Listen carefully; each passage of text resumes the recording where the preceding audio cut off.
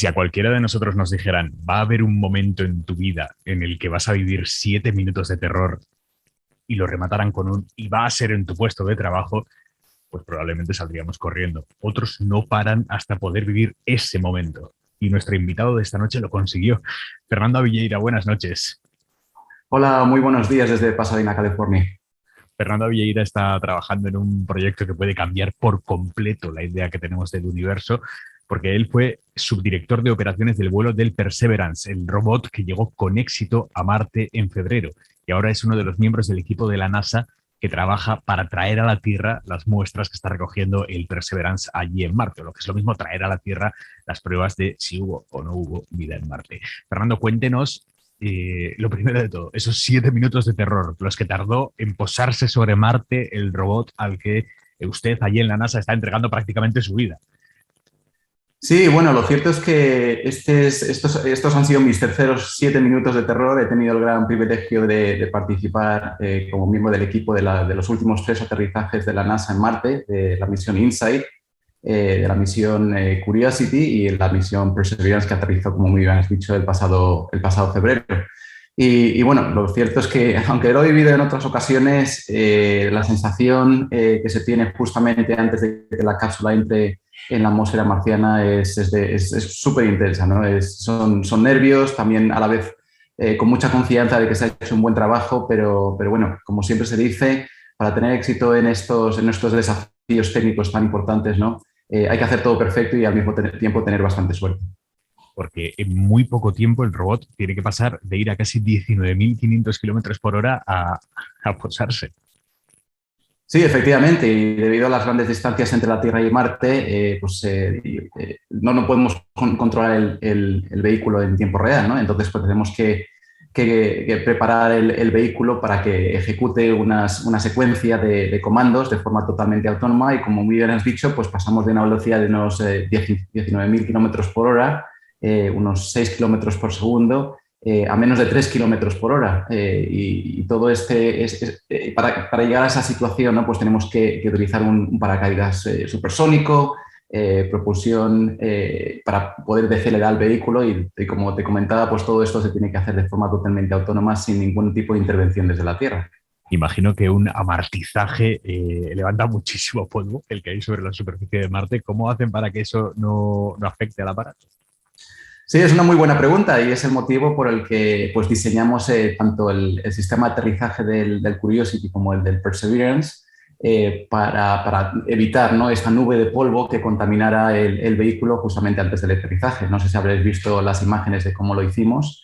De hecho, en Perseverance tuvimos pues, la gran suerte, ¿no?, de poder grabar directamente lo que fue el aterrizaje y vimos cómo rindió, ¿no?, el vehículo, que vamos, tuvo un rendimiento perfecto justamente como esperábamos. El vehículo, el rover, está situado debajo de una plataforma de descenso y cuando estábamos a unos 20 metros de altura, pues lo descendimos a través de un sistema de cables para evitar precisamente que la fase propulsora de descenso pues levantara esta nube de polvo, ¿no?, en el momento del aterrizaje y pudiera afectar al rendimiento del rover. Y afortunadamente todo salió bien, como esperábamos. Y pasados esos momentos llega esto, as expected, tal y como estaba previsto, dice uno de los miembros del equipo durante esos agónicos segundos hasta que tienen confirmación de que todo ha ido bien. ¿Qué pensó en ese momento? Pues un alivio tremendo, ¿no? Porque han sido pues muchos años, prácticamente una década, ¿no?, pues trabajando en este proyecto en el que ha habido contribuciones no solamente de la NASA o de la industria privada estadounidense, sino de todos nuestros socios internacionales, incluidos España, ¿no? Y como me gusta muchas veces decir en estas misiones que mandamos a la NASA, que tienen grandísimas contribuciones internacionales, pues no solamente va NASA o los Estados Unidos, sino que vamos todos, ¿no? Para mí simplemente pensar que vamos a aterrizar en un lugar, en otro mundo que ningún ser humano ha visto en el pasado, pues me parece algo increíble, ¿no? Yo imagino que ustedes tienen una confianza absoluta en sus cálculos, pero ¿se ha cruzado con algún compañero supersticioso allí en la NASA? Había gente cruzando los dedos, había. Bueno, lo cierto es que tenemos no nos gusta llamarlo tradición, no superstición, quizás Bueno, cada hablar uno de lo ello. llama como quiere, pero vamos. Sí, sí, de tomar, nos pasamos unos cacahuetes justamente antes de cualquier momento crítico, ¿no? En el lanzamiento, cuando ejecutamos maniobras de corrección de la trayectoria durante la fase interplanetaria, o justamente antes del aterrizaje, pasamos unos cacahuetes en lo que es el misión de control en NASA, pues para seguir la tradición, ¿no? De que siempre que hemos pasado los cacahuetes las cosas han salido bien, no como superstición, pero sí como tradición. Y afortunadamente, pues como he comentado, hemos tenido bastante éxito en las últimas misiones que hemos mandado a Marte. Ahora, usted está inmerso en el proyecto de traer a la Tierra las muestras más relevantes que recoja el Perseverance. Nos ha contado que martizar es complicadísimo, pero hay otros 7 minutos de terror al salir.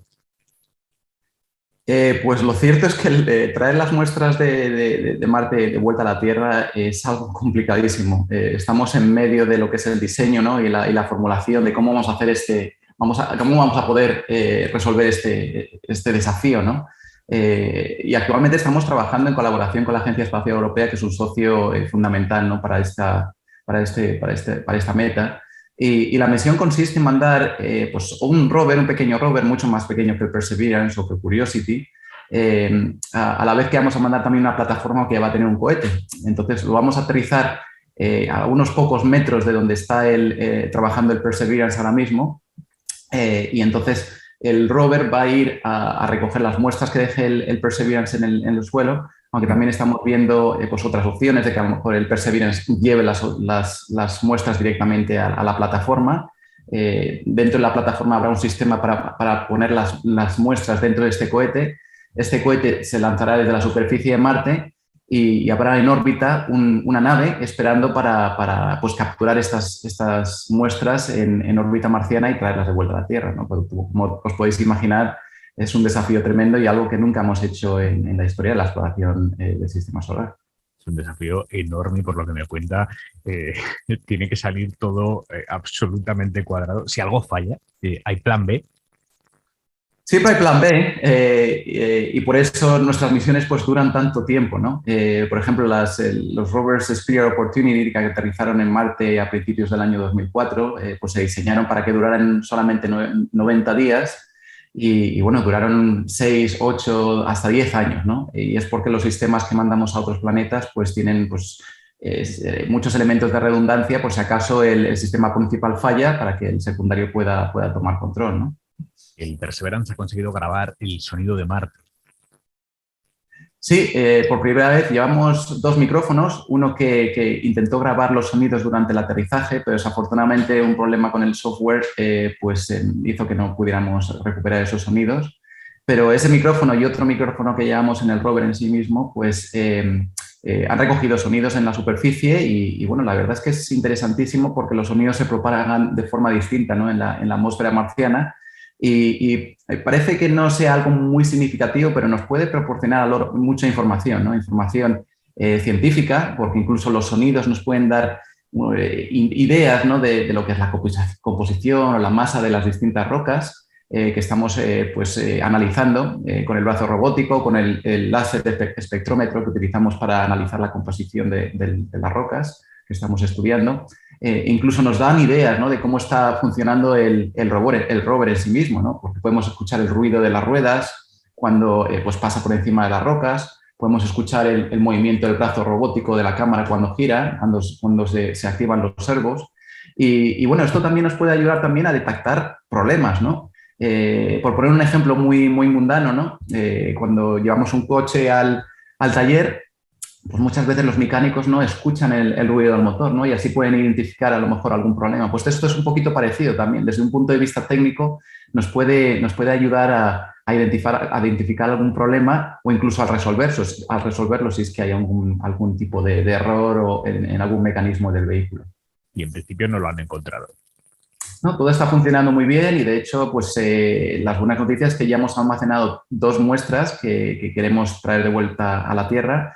Y bueno, pues el público se puede preguntar, y bueno, ¿por qué es tan importante traer estas muestras, ¿no? Tienes un rover en Marte que tiene un instrumental muy potente a bordo, que lo puedes analizar. ¿Por qué es tan importante traer estas muestras de vuelta a la Tierra? Pues porque los instrumentos que llevamos a bordo son muy potentes, pero no son comparables, ¿no? A los laboratorios que tenemos aquí de alta vanguardia de vuelta a la Tierra, ¿no? Y si encontramos algún tipo de indicio o de señal de posible vida pasada en Marte, pues para poder hacer una declaración de ese tipo, ¿no? Que cambiaría, que reescribiría los libros de historia, ¿no? Y tendría todo tipo de ramificaciones, incluso filosóficas, pues necesitaríamos pruebas irrefutables y para ello deberíamos de traer las muestras de vuelta a la Tierra para estudiarlas en gran detalle. Ustedes fueron a buscar específicamente esas pruebas, aterrizaron o amartizaron el Perseverance en un cráter donde hace 3.500 años había un lago en el que desembocaba un río.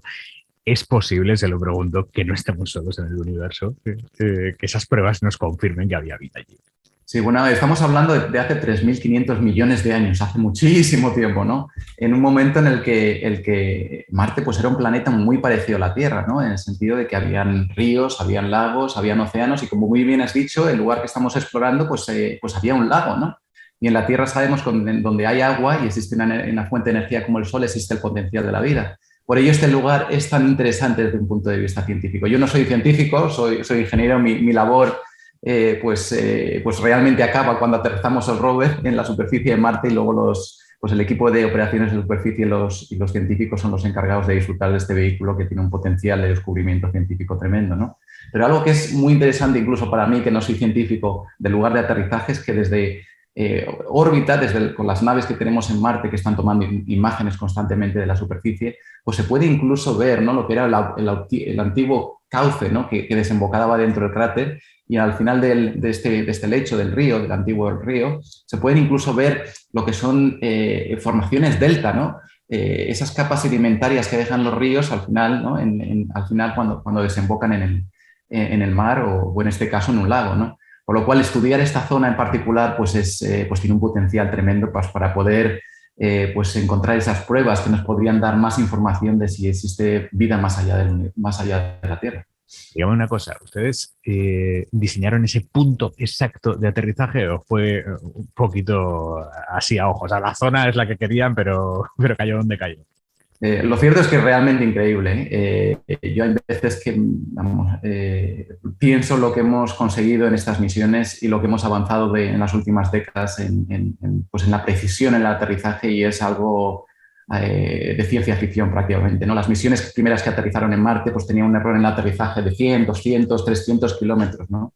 Pero con las nuevas tecnologías de entrada guiada, por ejemplo, y luego de navegación óptica, pues podemos reducir esas dispersiones en el aterrizaje, ¿no? Ese error en el aterrizaje hasta unos pocos kilómetros de distancia del objetivo deseado. De hecho, el rover Perseverance aterrizó solamente a 1,5 kilómetros aproximadamente del objetivo deseado y aterrizó, y te digo más, aterrizó a 1,5 kilómetros porque este vehículo tenía un sistema innovador que no hemos utilizado en ninguna misión anterior y que realmente nos posibilitó el aterrizar en el cráter Jezero, el cual pues, evitaba las rocas, ¿no? El vehículo tomó imágenes durante el descenso de la superficie, las comparó con un mapa que lleva a bordo, que creamos pues, gracias a las imágenes, ¿no? Que hemos tomado con los orbitadores que están orbitando Marte en la actualidad. Y el vehículo, de forma totalmente autónoma, pues decidió qué lugar exacto en el cráter era más seguro donde se pudiera aterrizar. Y entonces hizo una maniobra, se desvió y aterrizó justamente en un lugar en el que estaba libre de rocas que pudieran afectar al éxito del aterrizaje. Por lo cual, a pesar de que aterrizamos solamente a 1,5 kilómetros, pudimos aterrizar incluso más cerca, pero el vehículo decidió aterrizar en esa zona que era más segura. Es alucinante. Más de la mitad de las misiones que han ido a Marte ha fracasado porque llegar allí y posarse allí no es nada fácil. ¿Eso quiere decir que es más peligroso mandar astronautas a Marte que a la Luna? Pues sí, bueno, mandar una misión tripulada es muchísimo más complicado que mandar una misión robótica porque, claro, está el factor humano, está pues la radiación que sufren los astronautas pues tanto durante el viaje interplanetario como una vez que aterricen en la superficie. Estamos también hablando que si tenemos astronautas durante la fase de descenso, pues tenemos que llevar mucho cuidado en los cambios de aceleración, en las fuerzas G, ¿no? Creadas durante pues, esos cambios tan rápidos de velocidad, ¿no? O sea, es un desafío técnico totalmente distinto, pero algo que a lo mejor desconocen pues vuestros oyentes, ¿no? Es el hecho de que actualmente, por mucho que hablemos de mandar una misión tripulada a Marte, Actualmente no tenemos la tecnología necesaria para poder aterrizar grandes cargas útiles en la superficie. Estamos desarrollando esa tecnología. Estas misiones robóticas que han tenido gran éxito y que siguen teniendo gran éxito, pues son un banco de pruebas, ¿no?, que están ayudándonos a avanzar en desarrollar esa tecnología. Pero actualmente, con los sistemas de aterrizaje que tenemos, podemos aterrizar entre 1.000 y 1.500 kilogramos en la superficie, una tonelada métrica. Pero para aterrizar un módulo, ¿no?, como los que vemos en las películas, un módulo habitable, un módulo de servicio, no estamos hablando no de 1.000 o 1.500 kilogramos, estamos hablando de 20.000 kilogramos, 30.000 kilogramos. Y para ello tenemos que utilizar un sistema de descenso muy distinto, que utiliza algunas de las tecnologías que hemos utilizado hasta ahora, pero estamos hablando de utilizar pues, escudos térmicos hinchables, ¿no?, para poder reducir la velocidad mucho más rápido. Tendríamos que utilizar sistemas de retropropulsión supersónica, ¿no?, a encender los motores cuando la nave está volando mucho más rápido durante el descenso. Estamos desarrollando estas tecnologías, pero actualmente todavía no las tenemos totalmente desarrolladas. Sé que la NASA no le permite contar demasiado de las pruebas que están haciendo para saber si es viable llevar una misión tripulada a Marte, pero, por ejemplo, en el Perseverance, ¿es verdad que llevan a bordo una muestra de un traje de astronauta para entender cómo reacciona el tejido ante la atmósfera de Marte? Sí, exacto. Bueno, de hecho, el rover lleva un montón de experimentos a bordo que nos van a ayudar a mandar una misión tripulada a Marte. Esperemos que en un futuro no muy lejano, ¿no? Una de ellas tenemos distintos tipos de tejido de astronauta y queremos pues, tener un mejor entendimiento de cómo este tejido reacciona al medio ambiente marciano, a la radiación, ¿no? Y esto nos va a ayudar a diseñar trajes de astronautas que van a ser pues, mucho más eficientes, ¿no? Todavía no tenemos esos resultados porque este experimento es más de larga duración, por lo cual vamos a tener que esperar un poquito para entender cómo este tejido en particular o este conjunto de tejidos va a funcionar.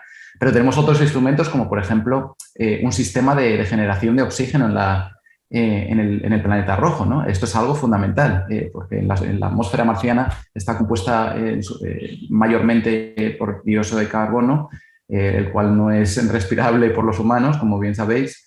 Y bueno, lo que hace este instrumento es tomar este dióxido de carbono y generar oxígeno a partir del mismo, ¿no? Y este oxígeno, obviamente, es fundamental. Es fundamental para el soporte vital de astronautas y también se podría utilizar como combustible para futuras misiones. ¿Están entrenando ya allí en la NASA a personas para ir a Marte? Sí, ha habido en la última década varias simulaciones. Se ha elegido un personal de gente que está en la academia, ¿no?, de astronautas de la NASA y están básicamente en una de las estaciones del Polo Norte simulando, ¿no?, lo que podría ser una misión en la superficie de Marte. Están totalmente aislados y tienen que realizar todas las tareas, ¿no?, como si estuvieran en la superficie del planeta rojo. Estamos aprendiendo mucho de todas estas simulaciones.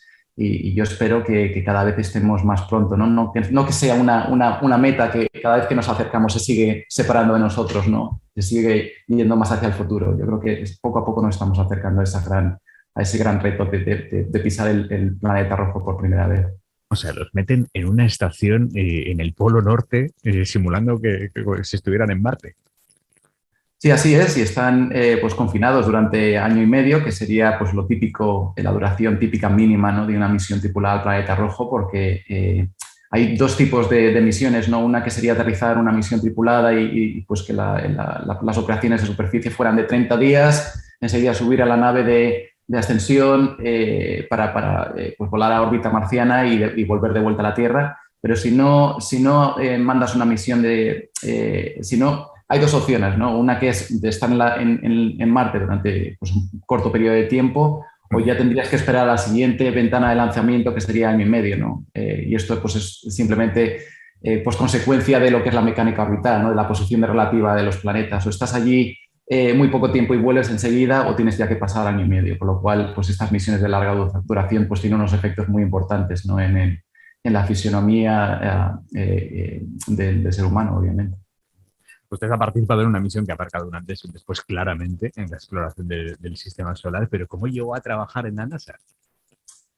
Sí, bueno, yo me he considerado muy, muy, muy afortunado, ¿no? Yo recuerdo cuando era pequeño, yo soy de Madrid, mis padres me llevaron a la estación de Robledo de Chabela a visitarla cuando tenía pues, 6 o 7 años y me quedé alucinado, ¿no? de lo que vi allí, ¿no? Unas antenas gigantes, era pues casi ciencia ficción, ¿no? Un poco diciendo, anda, mira lo que veo en la televisión, en las noticias, ¿no? Pues es realmente real, ¿no? Y bueno, desde ese momento pues tuve una gran fascinación por el espacio, por la aeronáutica también. Y bueno, pues gracias a un programa de becas por méritos académicos, pues tuve la oportunidad de venir a Estados Unidos a estudiar. Pues pude hacer mi carrera, mis estudios superiores en ingeniería aeroespacial. Y bueno, yo creo que siempre es muy importante, ¿no? Pues, buscar un área de especialización en la que nos sentamos muy apasionados sobre ella, ¿no? En mi caso fue el tema de la astrodinámica, de la mecánica orbital, del diseño y misión, de la navegación. Y bueno, pues escribí una tesis que optimizaba las trayectorias entre la Tierra y Marte y luego pues desarrollaba un concepto para mandar una misión tripulada a Marte. Y bueno, pues mis profesores me animaron a escribir unos artículos técnicos basados bastante en mi tesis y bueno, tuve la gran suerte de que un concurso nacional pues llegué a la final y tuve la oportunidad de conocer a Neil Armstrong y eso pues me puso un poquito, me dio un poco de exposición, ¿no? Hacia afuera y bueno, pues poco más tarde pues tuve la gran fortuna de conseguir mi sueño de trabajar para NASA. La radio de hace 20 años no se parece en nada a la radio de hoy. Usted lleva 20 años trabajando en proyectos de la NASA. ¿Cómo ha cambiado la NASA de hace 20 años a la de hoy? Sí, y yo de hecho pues sí que he visto esa transición, ¿no? Porque ahora pues tengo pues compañeros y compañeras que pues a lo mejor llevan 5 años trabajando en laboratorio de NASA donde trabajo yo y no han visto esa transición, ¿no? En un principio pues el software no era tan avanzado como el que tenemos ahora, había como un poco que llevarlo de la mano, por decirlo de alguna forma, ¿no? Tenías que tener un conocimiento pues bastante profundo de la teoría para poder realizar los análisis o los estudios con el ordenador, ¿no? La automatización de procesos era algo muy básico comparado con lo que tenemos en la actualidad, ¿no? Y tenías que realmente hacer mucho trabajo, mucho cálculo a mano, ¿no? Ahora está todo mucho más automatizado, ¿no? Y algo que es fundamental es que el tiempo de proceso de los cálculos era también pues, muchísimo más largo, ¿no? Ahora tenemos superordenadores, tenemos la nube, podemos hacer los cálculos en la nube y eso pues, ha multiplicado lo que es la productividad, ¿no? de manera pues, exponencial. ¿Qué le diría a un joven ingeniero que quiera terminar? ¿Cómo se puede preparar?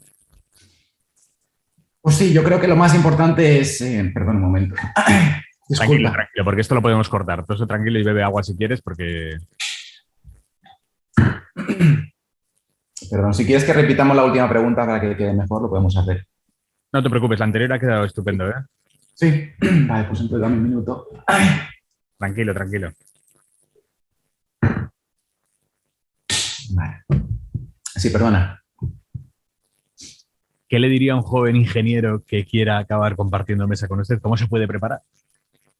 Sí, bueno, yo creo que lo más importante es buscar algo que realmente nos apasione, ¿no? Yo tengo esa fortuna, esa suerte de poder trabajar y disfrutar en algo que me parece realmente fascinante. Y bueno, como siempre digo, ¿no? Con esfuerzo, ¿no? Con dedicación y con perseverancia, ¿no? Precisamente como el nombre de esta última misión que me han mandado a Marte, pues todo es posible. Siempre que tengo oportunidad pues hago pues charlas de divulgación, pues hablo pues mira, con colegios, ¿no? A lo mejor con niños de 8, 10, 12 años y a veces pues con mayores o incluso con profesionales sobre las cosas que hacemos. Pero lo que es realmente interesante para mí, ¿no? Es poder hablar con la gente joven, ¿no? Lo que son los futuros exploradores, ¿no? Y motivarlos, ¿no? No solamente a estudiar las ciencias, las matemáticas o la ingeniería, sino pues realmente a buscar algo que les llene, ¿no? Y como decía, pues con esfuerzo pues no hay meta inalcanzable. ¿Las personas que trabajan en la NASA se jubilan en la NASA o dan el salto a otros sectores? Pues es una muy buena pregunta. Tenemos gente bastante mayor que está trabajando con nosotros y bueno, pues es realmente un privilegio, ¿no? Uno de mis primeros mentores en la NASA, yo lo recuerdo perfectamente y sigo en contacto con él, ahora ya se ha jubilado, ¿no? Pero vamos, era increíble porque yo empecé en la NASA pues con 20 y pocos años, ¿no? Y este señor pues llevaba más de 50 años trabajando en la NASA, ¿no? Y entonces yo pues era realmente pues, una situación pues, curiosísima y, bueno, pues yo la veía con mucha humildad, ¿no?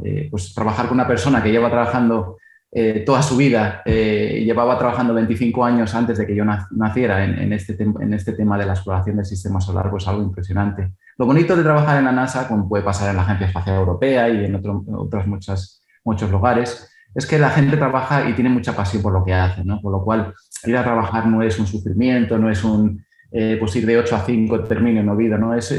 Para mí, como que se convierte parte de la familia, ¿no? Yo trato a las misiones en las que trabajo como otros niños, ¿no? Pues mira, tenemos que cuidar del Perseverance, sobre todo durante la misión de Perseverance, pues que tuvimos que cambiar un poco, ¿no? La forma de trabajar por la pandemia. Pues trabajé muchísimo, muchísimo desde casa. Y al trabajar desde casa, como vosotros sabéis, al final acabas trabajando muchísimas más horas, ¿no? Y era pues como atender a otro niño. Pues mira, le decía a mi mujer y a mis hijos, pues disculpadme ahora que tengo una reunión y luego vamos a ejecutar una maniobra y tengo que estar en la oficina. Pues me iba a la oficina, cerraba la puerta y lo que es increíble, ¿no? Es que podíamos ejecutar la mayoría de las actividades de forma remota, no ya desde el control de misión, sino desde aquí, desde casa, ¿no? No me diga que sus hijos tienen celos del Perseverance. ¿Perdona? No me diga que sus hijos tienen celos del Perseverance. No, no, no, no. Ellos les gusta mucho este tema, aunque lo ven pues una cosa totalmente normal, porque han tenido pues la gran suerte de vivir estos momentos muy de cerca. Robot a Marte. Sí, han tenido la gran suerte de vivir estos pues, de lanzamientos y aterrizajes de muy de cerca y es algo que les gusta. Yo espero que al menos a uno de ellos le guste, ¿no? Este tema y, bueno, pues sigan un poquito la tradición. Fernando Vieira, muchísimas gracias por contarlo esta noche en Hora 25. Un abrazo. Bueno, un abrazo y espero que os haya gustado la entrevista.